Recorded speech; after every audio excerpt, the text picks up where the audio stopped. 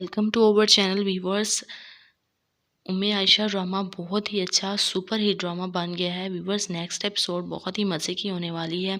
आप लोग देखने जा रहे हैं कि असफद जैसे ही आयशा को घर छोड़कर आता है और वो हल्की हल्की मुस्कान के साथ घर आता है तो अनुषे आगे से आ जाती है और कहती है कि कुछ तो ऐसी बात है जो तुम्हारे चेहरे पर बड़ी मुस्कान आ रही है।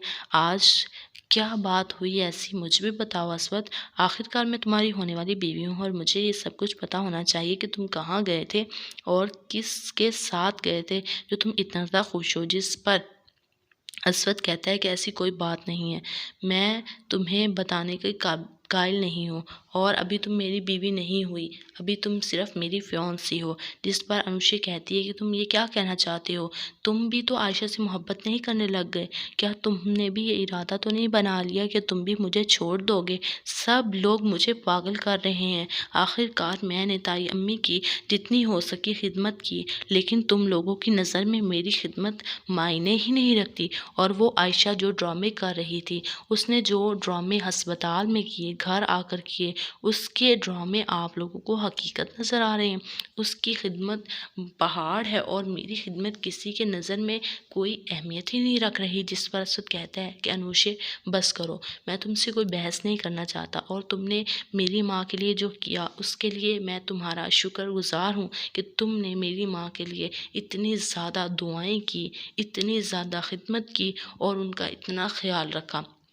हाँ, और अलबत्ता आयशा के बारे में आज के बाद तुम कोई भी ऐसी वैसी बात नहीं करोगी। आयशा ने जो किया बहुत ही खुशनुबी और बहुत ही ज़्यादा सलूक से किया। उसने अपनी माँ समझकर उनकी खिदमत की, लेकिन तुमने उनकी खिदमत करने में बहुत ही ज़्यादा मायूसी दिखाई। लेकिन अब मुझे अफ़सोस है कि मैंने तुमसे मोहब्बत की है। जिस पर अनुषी कहती है हाँ, अब तो तुम्हें मुझ पर अफ़सोस होगा, अब तो तुम्हें मेरी मोहब्बत पर भी अफ़सोस होगा। तुम्हें कि बहुत ही बुरा लग रहा होगा कि तुमने अनुषे से मोहब्बत की। अनुषे बहुत बुरी है, अनुषे पागल है, जाहिल है। तुम लोगों को सबको यही लगता है, तुम ऐसा करते हैं कि हम इस शादी को यहीं छोड़ देते हैं, यानी ये शादी ही नहीं होगी जब तुम मुझसे मोहब्बत ही नहीं करते, मैं तुम्हें पागल लगती हूँ। जिस पर असफद कहता है तुम्हारी यही बातें मुझे इरिटेट करती हैं। अनुषे, तुम अपने आप को सुधार नहीं सकती। अगर तुम अपने आप को सुधार नहीं सकती तो कम अज़ कम अपनी ज़ुबान को बंद कर लिया करो। तुम्हारी ये फजूल बकवास तुम्हें बहुत ही ज़्यादा मायूसी की तरफ लेकर जाएगी। तुम्हें ये समझ नहीं आता कि तुम गुस्से में आकर हर किसी से बदतमीज़ी कर लेती हो। अगर आज तुम मेरी मामा की खिदमत नहीं कर रही तो तुम कल क्या मेरी मामा के साथ खड़ी होगी? कल उनको तुम्हारी ज़्यादा ज़रूरत होगी तो तुम तो उनका ज़रा भी ख्याल नहीं रखोगी। तो इसलिए मैं तुम्हारे साथ कैसे खड़ा हूँ। जिस पर मुझे कहती है हाँ हाँ, जाओ उस आयशा के पास, पता नहीं उसने क्या तुम्हें घोल कर पिला दिया है। वो लड़की है ही ऐसी, वो जादू टूने करती है, वो ड्रामे करती है और वो हर किसी को मुझसे छीन रही है।